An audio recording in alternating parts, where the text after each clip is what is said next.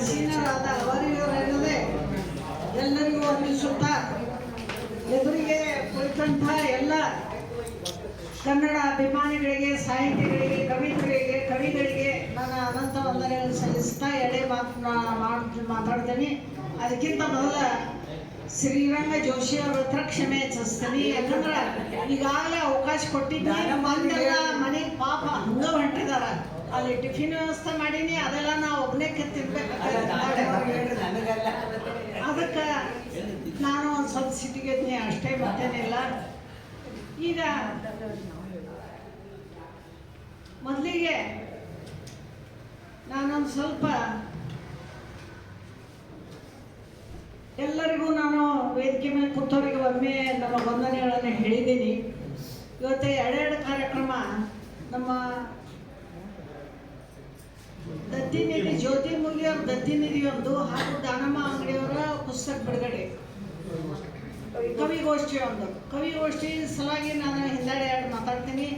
ಈಗ ದಾನಮ್ಮ ಅಂಗಡಿ ಸಲಾಗಿ ಎರಡು ಮಾತಾಡಿ ನಾನು ಮುಂದೆ ಕವಿಗೋಷ್ಠಿಗೆ ಹೋಗ್ತೇನೆ. ಬಡ ಓದ್ಬಿಡ್ತೇನೆ. ನಾನು ಏನು ಮಾತಾಡೋದೈತೆ ಅದು ಬರ್ಕೊಂಬಂದೇನೆ ಅಷ್ಟೇ. ದಾನಮ್ಮ ದೇವಿ ಅಂಗಡಿಯವರು ಎಳೆಯ ಮನಸ್ಸುಗಳಿಗೆ ಸಂಸ್ಕಾರ ನೀಡಿ ಗುರುಗಳಿಗೆ ಗುರುವಾಗಿ ಬೆಳೆದವರು. ಅಂದರೆ ಬೆಳಗಾವಿ ನಾಗನೂರು ಮಠದ ಸಿದ್ದರಾಮೇಶ್ವರ ಶಿಕ್ಷಣ ಸಂಸ್ಥೆ ಅಂಗನವಾಡಿ ತರಬೇತಿ ಕೇಂದ್ರದ ಪ್ರಾಚಾರ್ಯರಾಗಿದ್ದಾರೆ. ಪ್ರತಿ ವರ್ಷ ಸಾವಿರಾರು ಅಂಗನವಾಡಿ ಕಾರ್ಯಕರ್ತರಿಗೆ ತರಬೇತಿ ನೀಡುತ್ತಾ ಯೋಗ್ಯ ಗುರುಮಾತೆಯನ್ನಾಗಿ ರೂಪಿಸುತ್ತಾ ಬಂದಿದ್ದಾರೆ. ಇವತ್ತು ಬಂದ್ಬಿಟ್ಟದದು, ಅದನ್ನು ದುಃಖ ತಮ್ಮದು ಹೇಳ್ಕೊಂಡ್ರು ಅವರು. ನಾನು ಅದಕ್ಕೆ ಏನು ಹೇಳೀನಿ, ಜನಪದವನ್ನು ಎಬ್ಬಿಸಿದ್ರೆ ಮಾತ್ರ ಅದು ಕೆಲಸ ಆಗ್ತದೆ. 4 ಶಿಕ್ಷಕರು 4 ಮಂದಿ ಸಾಹಿತಿಗಳಿದ್ದಾರೆ, ಹೇಳಿದ್ರೆ ಆಗೋದಿಲ್ಲ ಅಂಥೇಳಿ ನಾನು ಅವ್ರಿಗೆ ಅದನ್ನು ಹೇಳ್ಕೊಂಡೀನಿ. ಯಾವ ರೀತಿ ಮಾಡ್ಬೇಕು ಆ ಕೆಲಸ ಅನ್ನೋದು ಹೇಳೀನಿ. ಸರಳ ಸಜ್ಜನಿಕೆ ಇವರು ಎಲ್ಲರೊಡನೆ ಬೆರೆಯುವ ದಾನಮ್ಮ ಹೆಸರಿಗೆ ತಕ್ಕಂತೆ ದಾನಮ್ಮಳಾಗಿದ್ದಾಳೆ. ಮಕ್ಕಳಲ್ಲಿ ಯಾವ ರೀತಿ ಸಂಸ್ಕಾರ ಕೊಡಬೇಕೆಂದು ಅವರಿಂದ ನೋಡಿ ಕಲಿತು ಜನ ಬೆರಗಾಗಿದ್ದಾರೆ. ವೃತ್ತಿ ಜೀವನ ಕೇವಲ ವೃತ್ತಿ ಜೀವನ ಮಾಡಲ್ಲ ಆಗಲಿಲ್ಲ, ಸಂಬಳಕ್ಕಾಗಿ ದುಡಿಲಿಲ್ಲ, ನೌಕರಿ ಅಂತೇಳಿ ದುಡಿಲಿಲ್ಲ ಅವರು. ಅದರ ತತ್ವಗಳಿಗೆ ಮಾರು ಹೋಗಿ ತಮ್ಮ ಜೀವನವನ್ನೇ ಮುಡುಪಾಗಿಟ್ಟವರು. ದಾನಮ್ಮ ಅವರು ತಮ್ಮ ಪ್ರಥಮ ಕವನ ಸಂಕಲನದಲ್ಲಿ ತಾನು ಅನುಭವಿಸುವ, ಕಣ್ಣಿಗೆ ಕಾಣುವ ಪ್ರತಿಯೊಂದು ವಸ್ತುವನ್ನು, ಪ್ರತಿಯೊಂದು ವಿಷಯವನ್ನು ಕವನವಾಗಿಸಿದ್ದಾರೆ. ಪ್ರತಿಯೊಂದ್ರಿ ಒಂದು ಸೈಕಲ್ ಆಜ ಎಲ್ಲ ಹೇಳ್ತಾನೆ. ದಾನಮ್ಮ ಪ್ರತಿಯೊಂದು ಉದಾಹರಣೆಗಾಗಿ ಕವಿಯತ್ರಿಯು ದೇಶೀಯ ಆಟಗಳ ಬಗ್ಗೆ ತುಂಬ ಸುಂದರವಾಗಿ ವರ್ಣನೆ ಮಾಡಿ, ನೋಡ್ರಿ ಎಷ್ಟು ಆಟ ಅದಾವ ನೋಡ್ರಿ.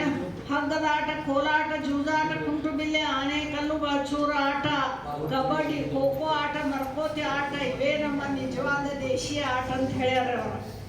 ದೇಹದ ಅಂತರಂಗ ಬಹಿರಂಗಗಳನ್ನು ಶುದ್ಧವಾಗಿಟ್ಕೊಂಡು ಮನಸ್ಸು ಶಾಂತವಾಗಿದ್ದರೆ ಮಾತ್ರ ದೇಹ ದೇವಾಲಯ ಆಗ್ತದೆ ಅಂತ ಹೇಳ್ಯಾರ.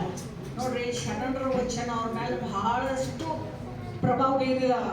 ಆ ಪ್ರಭಾವದ ಸಾರಾಂಶವೇ ಅಂದ್ರೆ ಏನವರು, ದೇಹವನ್ನು ಅಂತರಂಗ ಬಹಿರಂಗ ಶುದ್ಧವಾಗಿಟ್ಕೊಡ್ರಿ, ಅದನ್ನು ಶಾಂತಿ ಇಟ್ಕೊಡ್ರಿ ಅಂದ್ರೆ ದೇವಾಲಯ ಆಗ್ತದೆ ಅಂತೇಳಿ ಬಹಳ ಸುಂದರವಾಗಿ ಹೃದಯದ ವಚನವನ್ನು ಸರಳವಾಗಿ ಹೇಳಿದಾರ ಅವರು. ಈಗಿನ ಕಾಲದಲ್ಲಿ ಬಾಬ್ಕಟ್ ಕೂದಲವರೇ ಇದ್ದಾಗ ಬಹಳಷ್ಟೆಲ್ಲ ಅಲ್ಲಿ ಬಾಬ್ಕಟ್ಟವ್ರು ಬಂದಿರಿ, ನಿನಗೆಲ್ಲ ಆರ ವರ್ಣನೆ ಉದ್ದನ ಜಡೆ ಅದಾರ. ಒಂದು 4 ಮಂದಿ ಉದ್ದನವ್ರಿಗೆ ಬಂದವ್ರು ಕೂದಲವ್ರ.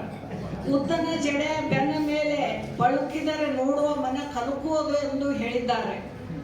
ಗುಲಾಬಿ ಹೂವಿನ ಮುಳ್ಳ ನಾವೊಂದು ಬೇರೆ ರೀತಿಲೇ ನೋಡ್ತಿದ್ದೇವೆ ದಾನಮ್ಮ. ಆರ ನಿಮ್ಮ ಕವನ ಮೂಲಕ ಹೊಸ ಅರ್ಥ ಬಂದೈತಿ. ಎಷ್ಟು ಚಂದ ಹೇಳ್ಯಾರ ಅಂದ್ರೆ, ಗುಲಾಬಿ ಹೂವಿನಾಗಿನ ಮುಳ್ಳು ಅದಾವ ನೋಡ್ರಿ, ಅವು ಮುಳ್ಳಲ್ಲ, ಆ ಗುಲಾಬಿ ಹೂವಿನ ರಾಣಿನ ಕಾಯುವ ಸೈನಿಕರು ಅಂತ ಹೇಳಿದಾರ. ಹೊಸ ಅರ್ಥ ಇದು, ನಿಜವಾಗ್ಲೂ ಹೊಸ ಅರ್ಥ ಇದು. ಇನ್ನು ಗೋಡೆ ಗಡಿಯಾರ್ದ ನಾವು ಟೈಮ್ ನೋಡ್ತೇವೆ, ಆಕೆ ನೋಡೋ ದೃಷ್ಟಿ ಬೇರೆ ಐತಿ. ನಾವು ಒಂಟಾಕ್ಸಲ್ಲ ಅಂತೀವಿ, ನಾವು ಬೈಬೇಡ. ದಾನಮ್ಮ ಅವ್ರ ನೋಡೋ ದೃಷ್ಟಿನೇ ಬೇರೆ ಐತಿ. ಏನಂತಂದ್ರೆ ಕ್ಷಣ ಕ್ಷಣಕ್ಕೂ ಹೊಸ ವೇಳೆಯನ್ನು ತೋರಿಸ್ತದೆ. ಖರೇನೆ ಐತೆ ನೋಡ್ರಿ, ಮುಳ್ಳ ಮುಂದೆ ಹೋತಂದ್ರೆ ಅದು ಟೈಮ್ ಹೋತದ, ಹಿಂದೆ ಮತ್ತೊಂದು ಹೊಸ ಟೈಮೇ ಅಲ್ಲಿ ಬರ್ತದೆ. ಅದು ಗಡಿಯಾರ ಏನು ಮಾಡ್ತದೆ ಅಂತ ಹೇಳ್ಯಾರ, ಕ್ಷಣ ಕ್ಷಣಕ್ಕೆ ಹೊಸ ವೇಳೆಯನ್ನು ತೋರಿಸುತ್ತಾ ಕಾಲದ ಮಿತಿಯ ಬಗ್ಗೆ ತಿಳಿಸಿದ್ದಾರೆ. ಕಾಲದ ಎಷ್ಟು ಮಿತಿ ಶಾರ್ಟ್ ಐತೆ ನೋಡ್ರಿ, ಒಂದು ಕ್ಷಣ ಅದ ಮುಂದೆ ಹೋಗ್ತಂದ್ರೆ ಕಾಲ ಹಿಂದೆ ಬಿದ್ದವ. ಈ ರೀತಿ ಕಾಲದ ಒಂದು ಮಿತಿಯನ್ನು ಅವ್ರು ಭಾಳ ಚಂದ ಅದನ್ನು ಹೇಳಿದಾರೆ. ಬಲಿದಾನಕ್ಕೆ ಸಾರ್ಥಕ ಹೆಸರು ಏನಪ್ಪ ಅಂತಂದ್ರೆ ಸೈನಿಕ. ಆ ಸೈನಿಕನ ಬಗ್ಗೆ ಕೂಡ ಸುಂದರವಾಗಿ ಅವರು ಭಾಳ ಸುಂದರವಾಗಿ ಹೇಳಿದಾರ. ಅಲ್ದ ಎಲ್ಲಾನು ಆತ ಇನ್ನ ನವಿಲು ನೋಡಿ ಮತ್ತೆ ಹೇಳಾರ್ದ ಬಿಟ್ಟಾರೇನ್ರಿ. ನವಿಲು ಗರಿ ನೋಡಿದ ಕೂಡಲೇ ಅವ್ರಿಗೆ ಏನಾಗ್ಯದ ಅಂದ್ರೆ ಅವ್ರ ಮನಸ್ಸಿನ ಮನದ ಅಂಗಳದ ಗರಿಗಳು ಸುಧಾ ಗರಿ ಬೀಚಿ ಕುಣ್ದ ಅಂತ ಹೇಳ್ಯಾರ. ಅವು ಏನೇನೇ ಹೇಳೋದು ನನಗೆ ಗೊತ್ತಿಲ್ಲ. ಒಟ್ಟು ಅವ್ರ ಗರಿ ಮಾತ್ರ ಬೀಚಿ ಕುಣ್ದ ನವಿಲಿನ ಜೋಡಿ. ಮನೆ ಹಿತ್ತಲ ವರ್ಣನೆ ಏನೈತಲ್ಲ ಅವ್ರ ಕವನ ಓದಿನೇ ನೀವು ತಿಳ್ಕೊರಿ. ಆ ಪುಸ್ತಕ ಕೊಂಡು ತೋರಿ, ಅದ್ರಾಗ ಓದ್ರಿ. ಆ ಕವನ ಓದಿದ್ರೆ ನಿಮ್ಮ ಎಲ್ಲ ಮನೆ ಸಣ್ಣವ್ರಿದ್ದಾಗನೇ ಹಿತ್ತಲ ನಿಮಗೆ ನೆನಪಾಕೈತಿ. ಅಜ್ಜನ ಸೈಕಲ್ ಕೂಡ ಇವರು ಕವಿ ಮನಸ್ಸು ಬಿಟ್ಟಿಲ್ಲ. ಅದನ್ನು ಕೂಡ ಭಾಳ ಸುಂದರವಾಗಿ ವರ್ಣನೆ ಮಾಡ್ತಾ ಏನು ಹೇಳ್ಯಾರಂದ್ರೆ, ಕನಸು ಕಾಣದ ಜೀವನ ಬಲು ಭಾರ. ಕನಸನ್ನ ನಾವು ಕಾಣಲಿಲ್ಲ ಅಂದ್ರೆ ಜೀವನ ಹೆಂಗ್ರಿ? ಆ ಕನಸು ಕಾಣಬೇಕು. ಅದು ಅಂದ್ರೆ ಕಾಣಲಿಲ್ಲ ಅಂದ್ರೆ ಜೀವನ ಏನಾಗ್ತೈತಿ ಭಾರ ಅಂಥೇಳಿ ಸುಂದರವಾಗಿ ಒಂದು ಕವನದಲ್ಲಿ ವರ್ಣನೆ ಮಾಡ್ಯಾರ. ಅಷ್ಟ ಅಲ್ಲ, ರಂಗೋಲಿನೂ ಬಿಟ್ಟಿಲ್ಲ ಅವರು. ಪ್ರತಿ ಮನೆ ಮುಂದೆ ರಂಗೋಲಿ ಹಾಕ್ರಿ ಅಂತ ಸೂಚ್ಯವಾಗಿ ಹಿಂದೂ ಸಂಸ್ಕೃತಿಯನ್ನು ಬೆಂಬಲಿಸಿದಾರ. ಹಣದ ಆಸೆಗಾಗಿ, ಹಣದ ಸಲಾಗಿ ನಾವು ಬೆನ್ನು ಹತ್ತಿರ್ತೇವೆ, ದುಡಿತೇವೆ. ಹಣದ ಆಸೆಗಾಗಿ ವರ್ತಮಾನದ ಸುಂದರ ಬದುಕನ್ನು ಹಾಳು ಮಾಡಿಕೊಳ್ಳದೆ ಭೂದೇವಿ ಸೇವೆ ಮಾಡಿ ಮನೆ ತುಂಬ ದವಸ ಧಾನ್ಯಗಳನ್ನು ಒಟ್ಟಿರಿ ಎಂದು ಹೇಳ್ಯಾರ. ಭೂದೇವಿನೂ ಸ್ವಲ್ಪ ಸೇವಾ ಮಾಡ್ರಿ, ಅಂದ್ರೆ ಹೊಲದಾಗೂ ಸ್ವಲ್ಪ ದುಡೀರಿ. ಬರೀ ಹಣಕ್ಕಾಗಿ ನೀವು ನೌಕರಿಯಿಂದ ಬೆನ್ನು ಹತ್ತಬೇಡ್ರಿ, ರೊಕ್ಕ ಒಟ್ಟಬೇಡ್ರಿ, ಮನ್ಯಾಗ ದವಸ ಧಾನ್ಯ ಒಟ್ರಿ ಅಂತ ಹೇಳ್ತಾ, ಪ್ರಿಯಕರನ ಕಾಯುತ್ತಾ ಪ್ರಿಯೇಶಿಯ ವರ್ಣೆಯನ್ನು ಭಾಳ ಸೊಗಸಾಗಿ ನೋಡಿ ಬಂದದ. ದಾನಮ್ಮ ಒಂದು ಕ್ಷಣನ ಏನು ತಿಳ್ಕೊಂಡು ಈಕೆ ದಾನಮ್ಮನೋ ದಾನಪ್ಪ ಸಂಶಯ ಹೊತ್ತಂಬದ ವರ್ಣನೆ ನೋಡಿ. ಅಷ್ಟು ಚಂದ ಅವಳನ್ನು ವರ್ಣನೆ ಮಾಡ್ಯಾರ. ದಯವಿಟ್ಟು ಕವನನೇ ಓದ್ರಿ ನೀವು. ವೀರಭದ್ರ ಜಾತ್ರೆಯ ಒಡಪುಗಳನ್ನು ಕೇಳುತ್ತಾ ಅವನ ಕುಣಿತದ ಅವತಾರ ಕೊಂಡು ದಾನಮ್ಮನ ಬಾಲಮಣ ಬೆರಗಾಗಿ ಹೋಗಿ ಅಲ್ಲಿ ಕವನ ರೂಪಿಸಿದ್ದಾರೆ. ಹಾಗೆ ಅಂಬೆಗಾಲ ಇಕ್ಕುವ ರಾಗ ದ್ವೇಷ ರಹಿತ ಮುಗ್ಧ ಮನಸ್ಸಿನ ಹಾಲುಗಲ್ಲದ ಹಸುಳೆ ಏನು ಮಾಡ್ತದ, ಪ್ರೀತಿಲಿಂದ ಕರುಕುಳ್ಳಿ ನಿಮ್ಮ ಹೊಟ್ಟೆಲಿ ಓಡೋಡು ಬರ್ತೈತಿಲ್ರ, ಆ ಹಾಲುಗಲ್ಲದ ಹಸುಳೆಯನ್ನು ಭಾಳ ಸುಂದರವಾಗಿ ಅವರು ವರ್ಣನೆ ಮಾಡಿದ್ದಾರೆ. ಅಷ್ಟ ಅಲ್ಲ, ಗಾಳಿಗಿಂತ ವೇಗವಾಗಿ ಓಡಾಡುತ್ತ ಏನದ ಮನಸ್ಸು ಎಂಥದೈತೆ, ನಮ್ಮ ಮನಸ್ಸು ಅಂದ್ರೆ ಗಾಳಿಗಿಂತ ವೇಗವಾಗಿ ಓಡಾಡಿ ಅವಧೂತವಾಗ್ಯದ. ಅವಧೂತ ಅಂದ್ರೆ ಇಲ್ಲಿರ್ತಾನಂದ್ರೆ ಮತ್ತೊಂದು ತೊಲಗಿರ್ತಾನೆ. ಹಂಗೆ ನಮ್ಮ ಮನಸ್ಸು ಏನಾಗ್ಯದ, ಗಾಳಿಗಿಂತ ವೇಗವಾಗಿ ಜೋರಾಗಿ ಓಡಾಡುತ್ತಾ ಅವಧೂತವಾಗಿರ್ಬೋದು. ಇನ್ನು ಹೋಳಿ ಹಬ್ಬನ ಬಿಟ್ಟಾರೆ ಅವರ. ರಂಗು ರಂಗಿನ ಹೋಳಿ ಹಬ್ಬ ಪ್ರೀತಿ ಪ್ರೇಮಗಳನ್ನು ಮೆರುವ ಬಣ್ಣದ ಆಟದ ಓಕಳಿ ಆಟ ಮಾಡ್ಯಾರ. ಸ್ತ್ರೀಯರನ್ನು ವರ್ಣನೆ ಮಾಡುತ್ತಾ ಸ್ತ್ರೀ ಹೆಂಗದಾಳ ಅಂದ್ರೆ ಒಳಗೆ ಗೃಹಿಣಿ ಅದಾಳ್ರಿ, ಹೊರಗೆ ಶಿವಣಿ ಅದಾಳ. ಯಾರ ಏನಂದ್ರೆ ಹೊರಗಂದ್ರೆ ಬಿಟ್ಟೇವೇನ, ಒಳಗೆ ಮಾತ್ರ ಸೌಮ್ಯ ಆಗಿರ್ತೇವೆ ನಾವು ಅಷ್ಟ. ಸತ್ಯ ಶುದ್ಧದ ಕಾಯಕ ಜೀವಿಯಾಗಿ ಬದುಕುವುದೇ ಬದುಕು ಎಂದು ಹೇಳಿದ್ದಾರೆ. ಇದು ಹೊಸ ಇದು ನೋಡ್ರಿ. ಸತ್ಯ ಶುದ್ಧದ ಕಾಯಕ ಜೀವಿಯಾಗಿ ಬದುಕುವುದೇ ಬದುಕು ಎಂದು ಹೇಳಿದ್ದಾರೆ. ಭಾಳ ಸುಂದರವಾಗಿ ಶರಣರ ವಚನ ಎಲ್ಲ ಒಂದ ಲೈನ್ ಆಗ್ತಂದ ದರ್ಶನ ಧನಮ ಭಾಳ ಸುಂದರವಾಗಿ ಇದನ್ನು ಮಾಡಿದ್ದೆ. ಬಾಲ್ಯ ವಿವಾಹ, ದೇವದಾಸಿ ಇವೆಲ್ಲನೂ ಕೂಡ ಅವರು ಇದಕ್ಕೆ ತಮ್ಮ ಧ್ವನಿಯನ್ನು ಎತ್ತಿದ್ದಾರೆ. ಆಮೇಲೆ ಇನ್ನೊಂದು ಶಿಕ್ಷಕರಗೊಂಡ ಲೈನ, ಶಿಕ್ಷಕರು ಭಾಳ ಜನ ಇದ್ದಾರೆ ಕೇಳ್ಕೊರಿ, ಇಲ್ಲಿ ಭಾಳ ಚಂದ ಹೇಳಿದವರು. ನಮ್ಮ ವಿದ್ಯಾರ್ಥಿಗಳಲ್ಲಿ ದೇಶದ ಉತ್ತಮ ಪ್ರಜೆ ಆಗುವಂತೆ ವ್ಯಕ್ತಿತ್ವ ರೂಪಿಸುವವರೇ ಶಿಕ್ಷಕರೆಂದಿದ್ದಾರೆ. ನೋಡ್ರಿ ಎಂಥ ಸುಂದರವಾದ ಒಂದು ಕವನ. ಆ ವಿದ್ಯಾರ್ಥಿ ದೇಶದ ಉತ್ತಮ ಪ್ರಜೆಯನ್ನು ಅವ್ರು ಮಾಡುವುದೇ, ಯಾರು ಅದನ್ನು ಮಾಡ್ತಾರ ಅವರೇ ಶಿಕ್ಷಕರು ಅಂತ ಹೇಳಿದ್ದಾರೆ. ನಿಜವಾದ ಶಿಕ್ಷಕರು ಭಾಳ ಸುಂದರವಾಗಿ ಅದನ್ನ ಶಿಕ್ಷಕದ ಡೆಫಿನೇಷನ್ ಕೊಟ್ಟಿರಿ.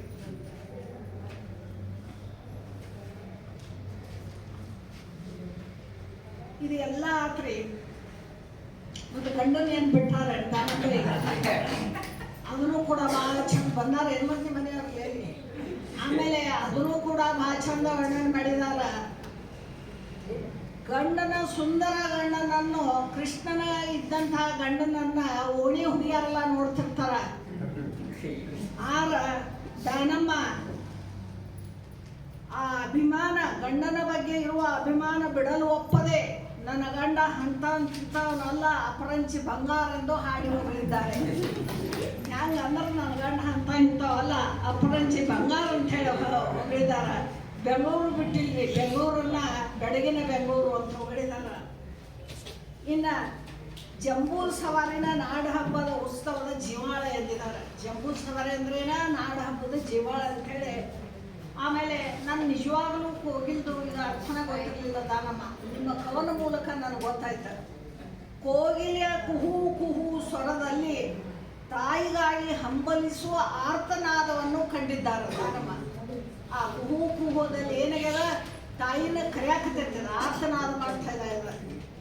ಇನ್ನು ಜೊತೆಗಾರ ಇಹಲೋಕವನ್ನು ತ್ಯಜಿಸಿದಾಗ ದುಃಖವನ್ನು ಅಷ್ಟೇ ಆರ್ತಳಾಗಿ ಅವರು ವಿವರಿಸಿದ್ದಾರೆ. ಅವಾಗ ಏನಾಯ್ತು ದುಃಖ, ಯಾವ ರೀತಿ ಮುಗಿಸ್ಬಂತು, ಯಾವ ರೀತಿ ನಾನು ಚರ್ಪಡಿಸಿದೆ, ಜೊತೆಗಾರ ಮೇಲದೆ ಅನ್ನೋದು ಬಹಳ ಒಂದು ಆರ್ತಳಾಗಿ ಅದನ್ನು ವಿವರಿಸಿದ್ದಾರೆ. ಹೆಣ್ಣು ಮಗು ನವಶಕ್ತಿ ಸ್ವರೂಪ ಅಂತ ಹೇಳಿ ಅವಲೇ ಹೆಣ್ಮಕ್ಳು ಇರ್ತಾವೆ ನೋಡ್ರಿ, ಅಂಗವಿಕಲ ಹೆಣ್ಮಕ್ಳು, ಅವ್ರಿಗೆ ಏನು ಹೇಳಿದಾರಂದ್ರೆ ಸಬಲೆ ಅದೀನಿ, ನೀ ಅಂಗವಿಕಲ ಅಲ್ಲ, ನೀ ಸಬಲೆ ಹೆಣ್ಮಕ್ಳು ಅಂತೇಳಿ ಧೈರ್ಯ ಸ್ಥೈರ್ಯ ತುಂಬಿದಾರ. ಗೆಳತಿಗೆ ಮಕ್ಕಳಿಲ್ಲ ಅವಳಿಗೊಂದು ಕಿವಿ ಮಾತು ಹೇಳಿದಾರ, ಮಕ್ಕಳಿಗೆ ಜ್ಞಾನದ ಬೆಳಕನ್ನು ನೀಡಿ ನೀ ಗುರುಮಾತೆ ಆಗು ಅಂತೇಳಿ ಕಿವಿ ಮಾತು ಹೇಳಿದಾರ. ನೋಡಿ ಎಂಥ ಸುಂದರವಾದ ಅರ್ಥದ ಅವ್ರ ಹಾಡಿನೊಳಗೆ. ಮೊಬೈಲ್ ಬಂದ ನಂತರ ಭಾಳ ಸುಂದರವಾಗಿ ಹೇಳಿದಾರ. ಮೊಬೈಲ್ ಬಂದ ಕೂಡಲೇ ಅವಳ ಕವಳಿ ಅಂತ ಸುಂದರವಾದ ಕಣ್ಣಿಗೆ ಕನ್ನಡಕ್ಕೆ ಬಂತಂತ ಕಿವಿಗಳು ಬಂದಾಗಿಬಿಟ್ಟು ಅಂತ ದಾನಮ್ಮನ ಭಾಳ ಸುಂದರವಾಗಿ ಮೊಬೈಲ್ ವರ್ಣನ ಮಾಡಿದಾರ. ಆಮೇಲೆ ಇನ್ನೂ ಒಂದು ಮಕ್ಕಳಿಗೆ ಒಂದು ಭಾಳ ಚಂದ ಹೇಳಿದ್ದಾರೆ. ಹೆತ್ತ ತಂದೆ ತಾಯಿಗಳ ಮನ ನೋಯಿಸದೆ ಅವರ ಸೇವೆಯನ್ನು ಮಾಡೋದೇ ಮಾನವೀಯ ಮೌಲ್ಯ. ನೋಡಿ, ಮಾನವೀಯ ಮೌಲ್ಯದ್ದು ಕೂಡ ಒಂದೊಂದು ಡೆಫಿನೇಷನ್ ಧರ್ಮನ ಕಡೆ ಕಲ್ಕೊಳ್ಳೋದು ಮಾಡಿದ್ದಾರೆ. ಮಾನವೀಯ ಮೌಲ್ಯ ಏನಂದ್ರೆ ಹೆತ್ತ ತಂದೆ ತಾಯಿಗಳ ಮನ ನೋಯಿಸೋದೇ ಅವರ ಒಂದು ಸೇವೆಯನ್ನು ಮಾಡುವುದು. ಇವೆಲ್ಲವನ್ನು ಬರೆದವರು ಅನ್ನದಾತರ ಬಗ್ಗೆ ಬಿಟ್ಟಾರೆ, ರೈತನ ಬಗ್ಗೆ ಬಿಟ್ಟಾಳೆ ಅಂದ್ರೆ ನಮ್ಮ ದನಮರ. ರೈತನು ಒಕ್ಕಿದರೆ ಬಿಕ್ಕುವುದು ಜಗವೆಲ್ಲ, ಅನ್ನದಾತರೆ ನಕ್ಕರೆ ನನ್ನ ಬಾಳೆಲ್ಲ ಸಕ್ಕರೆ ಎಂದು ಸ್ಮರಿಸಿದ್ದಾರೆ. ಇನ್ನು ಅಂಬೇಡ್ಕರ್ ಬಗ್ಗೆ ಹೇಳ್ತಾ ದಲಿತ ಬಂಧು ಕಲಿಬೀಮನಿಗೆ ಜಯವಾಗಲಿ ಎಂದು ಘೋಷಣೆ ಮಾಡಿದ್ದಾರೆ. ಬಾಲ್ಯ ನೆನಪುಗಳಲ್ಲಿ ಬಾಲ್ಯದ ಆಟಗಳೇ ಮೇಲುಗೈ ಪಡೆದಿವೆ. ನಾಳೆ ಹೇಳಿದ್ನಲ್ಲ, ಕನ್ನಡಿಗರನ್ನು ಬಡಿದೆಬ್ಬಿಸಿದ ರಾಷ್ಟ್ರಕವಿ ಕುವೆಂಪು ಅವರಿಗೆ 101 ನಮನ ಸಲ್ಲಿಸಿದ್ದಾರೆ. ಮನದ ಕತ್ತಲೆಯನ್ನು ಕಳೆಯುವ ಗುರಿಗೆ ನಮನ ಸಲ್ಲಿಸಿದ್ದಾರೆ. ಭಕ್ತರ ಕನಕದಾಸನ ಕೀರ್ತನೆಗಳು ಹೆಂಗದ ಅಂದ್ರೆ ಧನಮನ ಕಣ್ಯಾಗ ಕನ್ನಡಮ್ಮನ ಕಿರೀಟದಲ್ಲಿ ರತ್ನಗಳು ಎಂದು ವರ್ಣನೆ ಮಾಡಿದ್ದಾರೆ. ನೋಡಿ, ಇದು ಹೊಸ ವರ್ಣನ. ಕನಕದಾಸನ ಪದಗಳು ಹೆಂಗಂದ್ರೆ ಕನ್ನಡಮ್ಮನ ಕಿರೀಟದಾಗಿನ ರತ್ನ ಅಂತ ಹೇಳಿ ವರ್ಣನೆ ಮಾಡಿದ್ದಾರೆ. ವೈರಾಗ್ಯನಿಧಿ ಅಕ್ಕ ಮಾಲೆಯನ್ನು ಪ್ರಥಮ ಮಹಿಳಾ ಕವಿತ್ರೆಯನ್ನು ಹೊಗಳಿ ನಮನ ಸಲ್ಲಿಸಿದ್ದಾರೆ. ಶರಣ ಅಲ್ಲಮ ಪ್ರಭುವಿನ ಬೆಳಗಿನ ವಚನವನ್ನು ಕಂಡು ಬೆರಗಾಗಿದ್ದಾರೆ. ವಿಶ್ವಗುರು ಬಸವಣ್ಣ ಕೇವಲ ಶರಣನಾಗಿರದೆ ಸಾಂಸ್ಕೃತಿಕ ನಾಯಕರಾಗಿ ವಿಶ್ವಗುರು ಆಗಿದ್ದಾರೆ. ಎಲ್ಲಕ್ಕೂ ಒಂದು ಡೆಫಿನೇಷನ್ ಮಾಡಿಬಿಡ್ತೀನಿ, ನಮ್ಮ ಬಸವಣ್ಣಗೂ ಒಂದು ಡೆಫಿನೇಷನ್ ಮಾಡಿಬಿಟ್ಟಿದೆ. ಬಸವಣ್ಣ ಕೇವಲ ಶರಣನಾಗಿರದೆ ಸಾಂಸ್ಕೃತಿಕ ನಾಯಕರಾಗಿ ವಿಶ್ವಗುರು ಆಗಿದ್ದಾರೆ ಎಂದು ಸಾರಿದ್ದಾರೆ. ಕನ್ನಡಮ್ಮನ ಕವನ ಸುಂದರವಾಗಿ ಕನ್ನಡಮ್ಮನ ತೇರು ಕವನ ಐತಲ್ಲ, ನಾ ಬರ್ದಂದ್ರೆ ಒಂದು ಇಟ್ಟಿಟ್ಟ ಬದಲಿ ಮಾಡಿ ಬರ್ದಿರ, ಅದನ್ನ ಕೂಡ ನಾನು ಹೇಳ್ತೀನಿ ಇಲ್ಲಿ. ಕರ್ನಾಟಕದ ಕೀರ್ತಿಯನ್ನು ಮೂಡಿಸಿ ಕನ್ನಡ ಪ್ರೇಮವನ್ನು ಬರೆದಿದ್ದಾರೆ. ಮಕ್ಕಳೊಳಗೆ ಏನು ಮಾಡ್ಯಾರ, ಎಳೆ ಮಕ್ಕಳು ಅವ್ರು ಕಲಿಸೋದು ಯಾವುದು, ಅಂಗನವಾಡಿ ಟೀಚರ್ ಗುರುಗಳ ಗುರು ಐಕಿ. ಆ ಟೀಚರ್ ಅಂತ ತಯಾರು ಮಾಡುವಂಥ ಗುರು ಆ ಮಕ್ಕಳಿಗೆ ಕನ್ನಡ ಪ್ರೇಮ ಯಾವ ರೀತಿ ಬೆಳೆಸಬೇಕು, ಯಾವ ರೀತಿ ಹೇಳಬೇಕು ಅನ್ನೋದು ಹೇಳಿ ನಮ್ಮ ಕನ್ನಡವನ್ನು ಪ್ರೇಮ ಮೆರೆದಿದ್ದಾರೆ.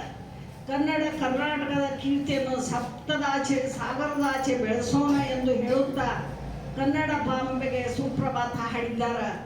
ಇಷ್ಟೆಲ್ಲ ಮಾಡಿದವರು ತನ್ನ ಮನೆ ತನ್ನ ಬಳಗ ಬಿಡ್ತಾರೇನ್ರಿ? ಪುಸ್ತಕ ಮೊದಲೇಕನ ತಂದೆ ತಾಯಿ ಮೊದಲ, ಆಮೇಲೆ ತಂದೆ, ಅಣ್ಣ, ತಮ್ಮ, ಅಕ್ಕ ಎಲ್ಲರನ್ನೂ ಹಾಡಿ ಹೊರಗಿದಾರ. ಪ್ರಥಮ ಕವನ ಸಂಕಲನದಲ್ಲಿ ಪ್ರಥಮ ಕೆಲಸ ಸಿದ್ಧ ಮಾಡಿದಾರ. ಅಗದಿ ಯೋಗ್ಯವಾದದ್ದು. ಹಡ್ದವನ್ನ ಬರ್ತಿಲ್ಲ, ಹಡ್ದವನ್ನ ಮೊದಲ ಹಾಡಿ ಹೊಗಳಿ ಆಮೇಲೆ ಮುಂದೆಲ್ಲನೂ ಅವರು ಕವನ ಬರ್ಕೊಂತ ಹೋಗಿದ್ದಾರೆ. ದಾನಮ್ಮ ಪುಸ್ತಕ ತುಂಬ ಸುಂದರವಾಗಿದೆ. ಇದು ಅಂಬೆಗಾಲು ಅಲ್ಲ, ದೃಢವಾದ ಹೆಜ್ಜೆಯನ್ನು ಇಡುತ್ತಿರುವಂಥ ಮಗು ಇದು ಇನ್ನೂ ದೊಡ್ಡದಾಗಿ ದೃಢವಾಗಿ ಹೆಜ್ಜೆ ನೀಡುತ್ತಾ ಸಾಕಷ್ಟು ಕೃತಿಗಳನ್ನು ಹೊರತರಲಿ ಎಂದು ಆಶಿಸ್ತೇನೆ.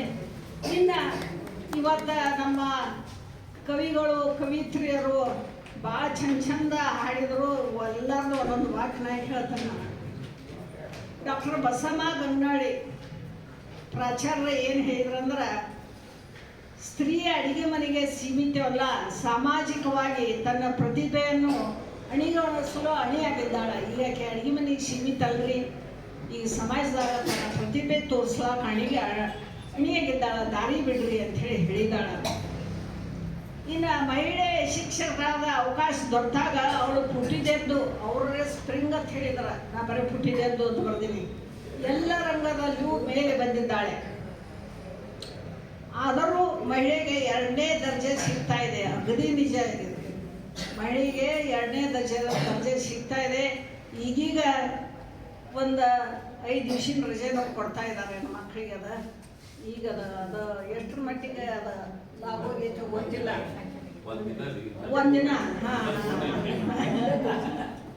ಅಷ್ಟೇ ಅಲ್ಲ, ವಸ್ತುಗಳನ್ನು ಮೌಲ್ಯವರ್ಧನೆ ಮಾಡಿ ಉತ್ಪಾದನೆ ಮಾಡುತ್ತಲಿದ್ದಾರೆ. ಅವರಿಗೆ ಸ್ವಾತಂತ್ರ್ಯ ಹಾಗೂ ಅವಕಾಶಿಕರ ಜಗತ್ನ್ಯಾಗ ಅಭಿವೃದ್ಧಿ ಒಳಗ ನಮ್ಮ ಭಾರತೀಯ ಮಹಿಳೆ ಪ್ರಥಮ ಸ್ಥಾನದಾಗ ಬರ್ತಾರಂತ ಅಗದಿ ಹೆಮ್ಮೆಯಿಂದ ಹೇಳಿದರು ಕೂಡ. ಆದರೂ ಕೂಡ ಗ್ರಾಮೀಣ ಮಹಿಳೆಗೆ ಸಿಗಬೇಕಾದ ಅವಕಾಶ ಸಿಕ್ಕಿಲ್ಲ. ಅದು ಸಿಗಲಿ ಅಂಥೇಳಿ ಭಾಳ ಸುಂದರವಾಗಿ ತಮ್ಮ ಗಮನಳ್ಳಿಯವರು ತಮ್ಮ ಉಪನ್ಯಾಸದಲ್ಲಿ ಭಾಳ ಸುಂದರವಾಗಿ ಮಹಿಳೆಯರ ದುಃಖ, ನೋವು, ಸುಖ ಯಾವ ರೀತಿ ಮೇಲೆ ಬರಬೇಕು, ಯಾವ ರೀತಿ ಆಕೆಗೆ ಪ್ರೋತ್ಸಾಹ ಕೊಡಬೇಕು ಅನ್ನೋದು ಸುಂದರವಾಗಿ ಅವರು ತಮ್ಮ ಮಾತುಗಳಲ್ಲಿ ಅದನ್ನು ವಿವರಿಸಿದ್ದಾರೆ. ಇನ್ನು ಕವಿಗಳ ಒಂದೊಂದು ಇದಕ್ಕೆ ಬರೋಣ ಕವಿತ್ರಿ. ಗುರು ಅನ್ನೋರು ಬೆವರನ್ನೇ ಹೇಳಿದ್ದಾರೆ. ನಗೆಯ ಜೀವನದ ಬೆವರಿನ ನೀರು ಹರಿಯುತ್ತಿತ್ತು. ಹೆಂಗಪ್ಪ ಬೆವರು ಹನಿ ಏನೈತಿ? ನಗೆಯ ಜೀವನದ ಅಂತ ಇಂಥದಲ್ಲ, ನಗೆಯ ಜೀವನದ ಬೆವರು ಹನಿಯೇ ಹರಿಯುತ್ತಿತ್ತು ಅಲ್ಲಿ ಜೀವನದ ಅಂತ ಹೇಳಿದ್ದಾರೆ ಅವರು. ಇನ್ನು ಅನ್ನಪೂರ್ಣ ಕರೋಜ, ಬೆಳವಡಿ ಮಲ್ಲಮ್ಮ ಪ್ರಥಮ ಮಹಿಳಾ ಸೈನ್ಯ ಕಟ್ಟಿ ಹೇಗೆ ಮರಾಠಿ ಸೈನಿಕರನ್ನು ಸೋಲಿಸಿದ್ಲು ಅನ್ನೋದು ಬಹಳ ಸುಂದರವಾಗಿ ಅವರು ತಮ್ಮ ಮೂಲಕ ಬಿಂಬಿಸಿದ್ದಾರೆ. ಬನಶಂಕರಿ ಅವರು ದೃಷ್ಟಿಗೊಂಬೆ ಭಾಳ ಚಂದ ಹೇಳಿದ್ರು. ಒಮ್ಮೆಲ್ಲೊಮ್ಮೆ ಆ ದೃಷ್ಟಿಗೊಂಬೆ ಮಾತಾಡ್ತದ, ಮೂಕ ಇದ್ರೂ ಕೂಡ ಎಲ್ಲರಿಗೂ ಬೇಕಾಗಿದ್ದಂಥ ಒಮ್ಮೆ ಆದರೂ ಅದು ಖಂಡಿತ ಮಾತಾಡಿ ತಂದು ದೃಷ್ಟಿ ತೆಗಿ ಅಂಥೇಳಿ ಅಗದಿ ಹೇಳ್ತದ ಅಂಥೇಳಿ ನಾನು ಇದಕ್ಕೆ ಒಪ್ಕೋತೀನಿ. ಇನ್ನು ಹೊದಿಗೆ ಮಠ ಅವರು ಪರಿಮಳವನ್ನು ಹೇಳ್ತಾ, ಹೂಗಳ ಪರಿಮಳ ಬೀರುತ್ತಾ ಎಲ್ಲರನ್ನೂ ಮುದಗೊಳಿಸೋ ಹೂಗಳು ಏನು ಮಾಡ್ತಾವೆ, ಪರಿಮಳ ಬೀರುತ್ತಾ ಇಡೀ ಜಗತ್ತನ್ನೇ ಮುದಗೊಳಿಸ್ತಾವ. ಅದೇ ರೀತಿ ಮಾನವನ ಬದುಕು ಇರ್ಬೇಕಂತೇಳಿ ಸುಂದರವಾಗಿ ಇದನ್ನ ಸಾರಿದ್ದಾರೆ. ಇನ್ನು ರಾಜ್ನಂತ ಗಾರ್ಗಿ ಅವರಂತೂ ಹೇಳೋದು ಬೇಡ, ಅವರು ಇಂಗ್ಲೀಷ್ ಕವಿ ಐತ್ರಿ, ಭಾಳ ಸುಂದರವಾಗಿ ಇಂಗ್ಲೀಷ್ನಲ್ಲಿ ಕವನಗಳನ್ನ ಹೇಳ್ತಾರೆ. ಇಲ್ಲಿ ನಾವು ಕನ್ನಡದವ್ರು ಅದೇವನ ಅದನ್ನು ಇದು ಆಗಿಲ್ಲ. ನಾ ಕೇಳ್ತಿದ್ನಿ, ನೀ ಏನು ಹೇಳಿ ಗಾರ್ಗಿಯವರ ನನಗೆ ಅಷ್ಟು ಅರ್ಥ ಮಾಡಿ ಹೇಳುತ್ತಾರೆ. ಯಾಕಂದ್ರೆ ನಾನು ಇಂಗ್ಲೀಷ್ ಅಷ್ಟು ಕಟ್ಟಾರೆ, ಅದಕ್ಕೆ ನಾನು ಕನ್ನಡ ಸೈಡ್ ವರ್ಷಿಸ್ತೀನಿ. ಗಾರ್ಗಿಯವ್ರಿಗೆ ಹೋಗ್ಕೊಂಡ್ರೆ ಕೊಲೆಯಾಗ ಹೋಗ್ತಿದ್ದೆ ನಾವು AP ಅಖಿಲ ಭಾರತ ಕವಿತ್ರಿ ಸಂಘಕ್ಕೆ ಬೇರೆ ಬೇರೆ ದೇಶಕ್ಕೆಲ್ಲ ಅಡ್ಡಾಡಿ ಬಂದೀವಿ. ಗಾರ್ಗಿ ಅವ್ನ ಕವನ ಓದಿದ ಕೂಡಲೇ ರಾಜನಂದ ಅದು ಏನದು ಒಂದು ಕನ್ನಡನಾಗ ಅರ್ಥ ಮಾಡಿ ಹೇಳೋನಾಕಿ. ಈ ರೀತಿ ಅವಳು ಶ್ರೇಷ್ಠ ಇಂಗ್ಲೀಷ್ ಕವಿತ್ರಿ ಇದ್ದರು ಇವತ್ತು ಬದುಕಿ ಬಿಡೋರು ಅಂಥೇಳಿ ಕನ್ನಡದಾಗ ಭಾಳ ಚಂದ ಕವನ ಬರ್ಕೊಂಡು ಬಂದು ಯಾವುದೇ ಭೇದ ಭಾವ ಇಲ್ಲದ ಸ್ವಸ್ಥ ಸಮಾಜದ ನೇರ ಹಾದಿಯಲ್ಲಿ ಬದುಕು ಬಿಡೋನು ಅಂತ ಹೇಳ್ಯಾರ. ಅಂದ್ರೆ ನಾವು ಕಪಟ ಸೂತ್ರಧಾರಿ ಆಗದೆ, ಕಪಟ ನಾಟಕವನ್ನು ಆಡದೆ ನೇರ ನಡೆಯನ್ನು ಸಾಧಿಸುತ್ತಾ ನಾವು ಜೀವನದ ಹಾದಿಯಲ್ಲಿ ಸಾಯ್ಬಿಡೋಣ ಅಂತ ಹೇಳಿ ಸುಂದರವಾಗಿ ಹೇಳ್ಯಾರ. ಇನ್ನು ಪ್ರೇಮಾ ಸಿಗ್ಲಿಯವರು ಸಾಧಕಿ ಅಂದರೆ ಹೆಂಗಿರಬೇಕು ಅಂತ ಹೇಳಿದ್ದಾರೆ. ಅವರು ಭಾಳ ಸುಂದರವಾಗಿ ಹೇಳಿದರು, ಆಧುನಿಕತೆಯಲ್ಲಿ ಮುನ್ನಡೆದು ಸಮಾನತೆಯನ್ನು ಸಾಧಿಸುತ್ತಿದ್ದಾಳೆ ಸ್ತ್ರೀ. ಇವತ್ತು ನೀವೆಲ್ಲ ಗಂಡ್ಮಕ್ಳು ಇರಬಹುದು, ಆದರೆ ಆಧುನಿಕತೆಯ ಇದರಲ್ಲಿ ಸ್ತ್ರೀ ಏನು ಮಾಡ್ತಾಳೆ, ಸಮಾನತೆ ಹಾದಿಯಲ್ಲಿ ಮುನ್ನಡೆದಿದ್ದಾಳ ಅಂಥೇಳಿ ಭಾಳ ಎದಿತಟ್ಟಿ ಪಾಟೀಲ್ ಅವರು ಹೇಳಿದಾರೆ, ಅದನ್ನು ನಾನು ಒಪ್ಕೋತೀನಿ. ಇನ್ನು ಅಪ್ಪ ಸಾಹೇಬ ಲಿಂಬಿಗಿಡದವರು ಕನ್ನಡವೇ ನಮ್ಮ ಧರ್ಮ, ನೆರೆಹೊರೆಯವರು ಪೀಡೆ, ನೆರೆಹೊರೆ ಅಂದ್ರೆ ನಾವು ಮರಾಠಿ, ತೆಲುಗು, ತಮಿಳು ಅವ್ರ ಪೀಡೆ ಏನು ನಮಗೆ ಕೊಡಾಕತ್ತಾರಲ್ಲ ಅದನ್ನು ಭಾಳ ಚಂದ ಅವರು ವರ್ಣನೆ ಮಾಡಿದ್ದಾರೆ. ಯಾಕಂದ್ರೆ ಅವರು ಪೊಲೀಸ್ ಖಾತೆದಾಗಿದ್ದವರು, ಅವರ ಅನುಭವವನ್ನು ಪ್ರತ್ಯಕ್ಷ ಕಂಡವರು. ಹೀಗಾಗಿ ಅವ್ರು ಯಾವ ರೀತಿ ನಮಗೆ ತೊಂದರೆ ಕೊಡ್ತಾರೆ, ಎಲ್ಲರೂ ಹೊಗಳೋದು ಬೇರೆ, ತೊಂದರೆ ಕೊಡೋದು ಹೇಳ್ಬೇಕಲ್ಲ, ಅದನ್ನು ಧೈರ್ಯವಾಗಿ ಅವರು ಸುಂದರವಾಗಿ ಹೇಳಿದ್ದಾರೆ. ಅದನ್ನು ವರ್ಣನೆ ಮಾಡಿ ಅವರು ಒಂದು ಕವನ ಬರೆದಿದ್ದಾರೆ. ಮಾದೇವಿ ಪಾಟೀಲ್ ನನ್ನವ್ವ, ಅವನ ಬಗ್ಗೆ ಎಷ್ಟು ಹೇಳಿದ್ರು ಕಡಿಮೆ, ಎಷ್ಟು ಮಾತಾಡಿದ್ರು ಕಡಿಮೆ. ನಮ್ಮ ಅಕ್ಕವರು, ನಮ್ಮ ಶರಂತಿ ಮಠ ಅಮ್ಮವ್ರಂದ್ರು ಪುಸ್ತಕ ತೆಗ್ದಾರ. ನನ್ನವ್ವ ನೀವು ಹೇಳಿದ್ರಿ ಒಂದು ಲೇಖನ ಕೊಡೋದು, ನಾನು ಕೊಡೋಕ್ಕಾಗಲಿಲ್ಲ, ಯಾವಾಗಲೂ ಕೆಟ್ಟ ಅನಿಸ್ತೈತೆ ನನಗೆ ನೆನಪಾಗಿ. ಅಂಥ ಅವುಗಳ ಸುಖ ದುಃಖಗಳ ಕವನ ಹೊನ್ನಲಾಗಿ ಬಂದಿದೆ. ಹೆಂಗೆ ಬಂದದಂದ್ರೆ ಹೊನ್ನಲಾಗಿ ಮೂಡಿದೆ. ಅದು ಅವುಗಳ ಸುಖನೂ ಬಂದೈತಿ, ಅದರ ದುಃಖನೂ ಬಂದೈತಿ ಹೇಳೋದು. ಇನ್ನು ಬಸವರಾಜ್ ಕಲ್ಗೊಂಜಿ ಅವರು ಆಗೊಂದು ಕಾಲವಿತ್ತು, ಚಳಿ ಚಮ್ ಚಮ್ ವಿದ್ಯಾ ಗಮ್ ಗಮ್. ಈಗ ಯಾವುದೂ ಇಲ್ಲ.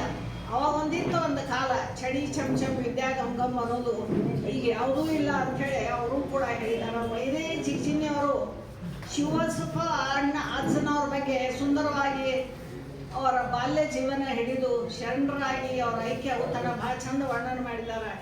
ಶರಣರಾಗಿ ಬಾಳೆರೆಂದು ಹರಸಿದ ಶರಣರು ಅವ್ರು ಎಂಥವ್ರಂದ್ರೆ ಎಲ್ಲರಿಗೂ ಶರಣರಾಗಿ ಬಾಳ್ರಿ ಅಂಥೇಳಿ ಎಲ್ಲ ಶಿಷ್ಯರಿಗೂ ಹರಿಸಿದಂಥವ್ರು ರತ್ನವಾಗಿದ್ದಾರೆ.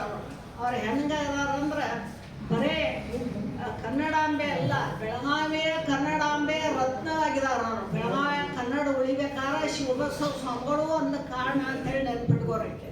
ಅವ್ರು ಇರಲಿಲ್ಲ ಅಂದ್ರೆ ಏನು ಹೋಗ್ತಿತ್ತೋ ಕನ್ನಡ ಗೊತ್ತಿಲ್ಲ. ಅವರು ರಿಕ್ ಹಿಡಿದು ಒಂದು ಕನ್ನಡನ ಇವತ್ತನ ಕಟ್ಟಿದ್ರು ಅಂಥೇಳಿ ನಾವೆಲ್ಲ ಈ ಜಾಗಕ್ಕೆ ಬಂದು ನಿಲ್ಲಕ್ಕಾಗ್ಯದ. ನಾವು ಮಾತಾಡೋಕ್ಕೆ ಅವಕಾಶ ಇದೆ. ಇನ್ನು ಗಂಗಮ್ಮ ಪಾಟೀಲ್ ಅವರು ಜೇಬಿಲ್ಲದ ಯೋಗಿ, ಸಿದ್ದೇಶ್ವರ ಶ್ರೀಗಳ ಜೀವನ ಗಾಥೆಯನ್ನು ಸುಂದರವಾಗಿ ಮೂಡಿದೆ. ನಾನು ಒಂದು ಹಿಂದಕ್ಕೆ ಬರ್ತೀನಿ, ಪೇಪರ್ನಾಗ ಬಂದಿದ್ದೆ ಸಿದ್ದೇಶ್ವರ ಶ್ರೀಗಳದ್ದು. ಯಾಕಂದ್ರೆ ಬಿಜಾಪುರದಕ್ಕೆ ಅವ್ರ ಬಗ್ಗೆ ಅವಾಗನೇ ಬರ್ತಿದ್ದೇನೆ. ಭಾರತೀ ಮಠದವರು ನಾನ್ಯಾರು, ಭಾರತೀ ಮಠ ಹೇಳಿದ್ದ ನಾನ್ಯಾರಂದ್ರೆ ಎಲ್ಲರಿಗೂ ಒಳಪು ಗೊತ್ತಾಗಿರ್ಬೇಕು.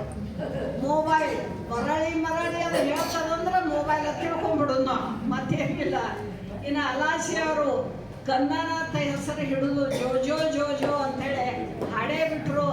ಆ ಜೋಜೋಳಾಗ ಅವ್ರು ಏನು ಹೇಳಿದ್ರು ಅಂದ್ರೆ ಮೊದಲ ಕನ್ನಡ ಪುತ್ರನ ಹೆಸರು ಇಡ್ರಿ ಅಥವಾ ಕನ್ನಡಾಂಬೆ ಹೆಸರು ಮೊದಲಿಡ್ರಿ, ಆಮೇಲೆ ಉಳಿದೆಲ್ಲ ಇಡ್ರಿ ಅಂಥೇಳಿ ತಮ್ಮ ಕನ್ನಡ ಪ್ರೇಮವನ್ನು ಅಲಾಸಿಯವರು 200 ಕಿಲೋಮೀಟರ್ಲಿಂದ ಬಂದು ಬೆಳಗಾವಿ ಗಡಿನಾಡ ಭಾಗದಲ್ಲಿ ಅವರು ಇವತ್ತ ಹೇಳಿದ್ದಾರೆ. ಅವರು ಅಥಣಿ ಅಂದರು ಗಡಿನಾಡ ಭಾಗನೇ. ಇವತ್ತಿಲ್ಲಿ ಮತ್ತೆ ಅವರು ತಮ್ಮ ಗಡಿನಾಡ ಕನ್ನಡ ಪ್ರೀತಿಯನ್ನು ಮರೆದಿದ್ದಾರೆ. ಹೀಗೆ ಎಲ್ಲರೂ ತಮ್ಮ ಕವನ ಪ್ರತಿಭೆಗಳನ್ನು ಚೆನ್ನಾಗಿ ಹೊರ ಇದು ಮಾಡಿದ್ದಾರೆ. ಅವರಿಗೆಲ್ಲ ಮತ್ತೊಮ್ಮೆ ಮಗದೊಮ್ಮೆ ನಾನು ಧನ್ಯವಾದವನ್ನು ತಿಳಿಸುತ್ತಾ, ಮತ್ತೆ ಉಳಿದವರಿಗೆ ಮುಂದಿನ ತಿಂಗಳು ನಾವು ಅವಕಾಶ ಕೊಡ್ತೇವೆ. ಪ್ರತಿ ತಿಂಗಳು ಇಡ್ತೇವೆ. ನನ್ನ ಉಡಿ ಮುಗಿತನ ಪ್ರತಿ ತಿಂಗಳು ಇರ್ತೇನೋ. ಯಾರ್ಯಾರ ಹೆಸರು ಮೊದಲು ಬರ್ತಾವೋ ಅವ್ರನ್ನ ಆ ತಿಂಗಳು ಕರ್ಕೋತೇವೆ. ಉಳಿದವ್ರಿಗೆ ಮತ್ತೆ ಮುಂದೆ ಹೋಗ್ಬಿಡ್ತದೆ. 20ಕ್ಕಿಂತ ಹೆಚ್ಚು ಯಾಕೆ ಕವಿಗಳದು ಓದಿಸೋದಿಲ್ಲ ನಾನು. ಅದಕ್ಕೆ ದಯವಿಟ್ಟು ಯಾರು ಉಳ್ಕೊಂಡಿರ್ತೀರಿ ಮೊದಲೇಕಾಯಿ ಮೆಣಸಿನ್ಕಾಯಿ ಅವ್ರ ಹತ್ರ ಹೆಸರು ಕೊಡ್ರಿ ಅಂತ ಹೇಳಿ ವಿನಂತಿ ಮಾಡ್ಕೊತಾ, ಮತ್ತೊಮ್ಮೆ ಮಗದೊಮ್ಮೆ ಎಲ್ಲರೂ ಕೊಡೋಣ, ಕನ್ನಡ ಪ್ರೇಮವನ್ನು ಮೆರೆಯೋಣ, ಕನ್ನಡ ಭಾಷೆಯನ್ನು ಬೆಳೆಸೋಣ ಅಂತ ಹೇಳ್ತಾ, ಲಘು ಉಪಹಾರ ಇದೆ, ದೊಡ್ಡ ಇದಿಲ್ಲ. ಆದ್ರೆ ಪ್ರಸಾದ ಯಾರೂ ಅಲ್ಲೇನು ಬೇಡ್ರಿ, ಪ್ರಸಾದವನ್ನು ತಗೊಂಡು ಎಲ್ಲರೂ